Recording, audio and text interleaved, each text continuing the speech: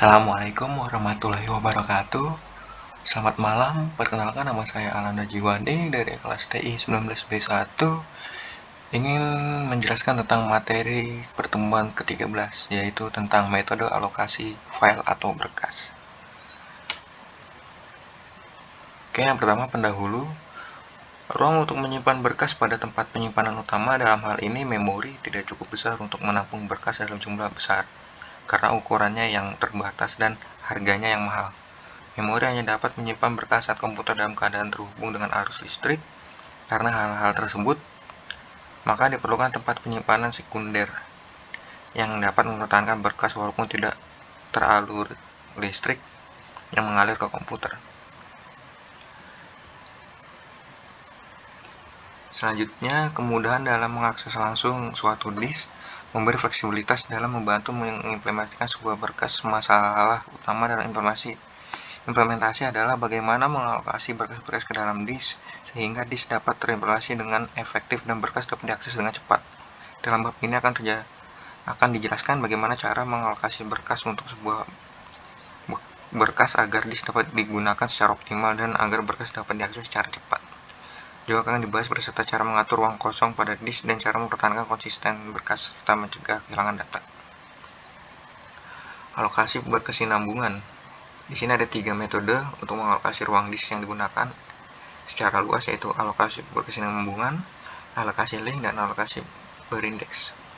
Di sini dijelaskan alokasi berkesinambungan adalah jenis alokasi ini menempatkan berkas-berkas pada blok secara berkesinambungan atau berurutan dalam disk. Alokasi berkesinambungan dari suatu berkas diketahui melalui alamat dan panjang disk dalam unit blok dari blok pertama.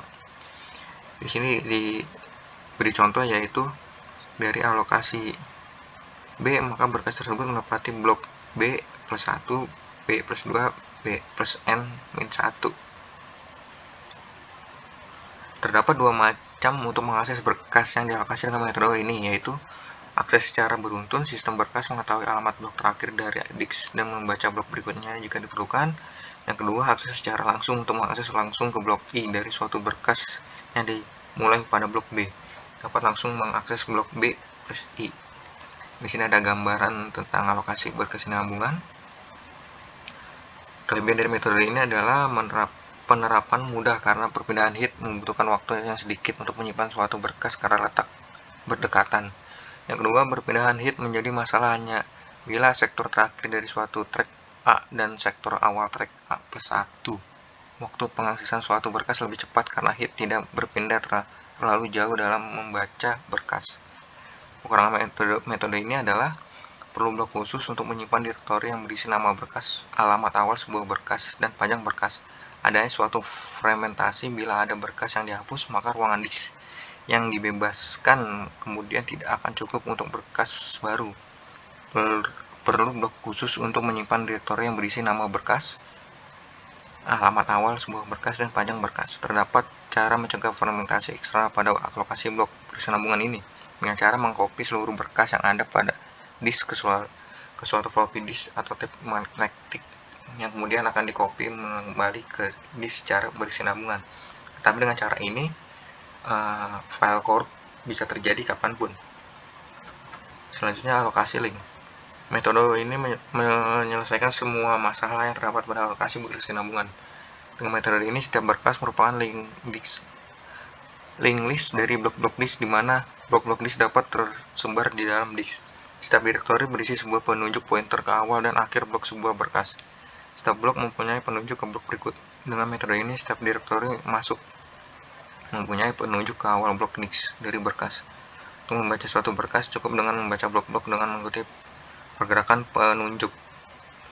Kerugian dengan metode ini yaitu hanya secara efektif untuk mengakses berkas secara sekuensial. Seluruh tabel file harus disimpan di memori. Jika penyimpanan berukuran besar, mengakibatkan tabel berukuran besar dan harus ditaruh di memori utama. Meskipun hanya satu berkas yang dibuka, setiap akses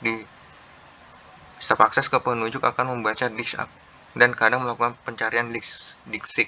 Hal ini sangat tidak efisien untuk mendukung kemampuan akses langsung terhadap berkas yang menggunakan alokasi link. Masalah lainnya yaitu mengenai dialih. mengenai daya tahan karena semua berkas saling berhubungan dengan penunjuk yang tersebar di semua bagian disk.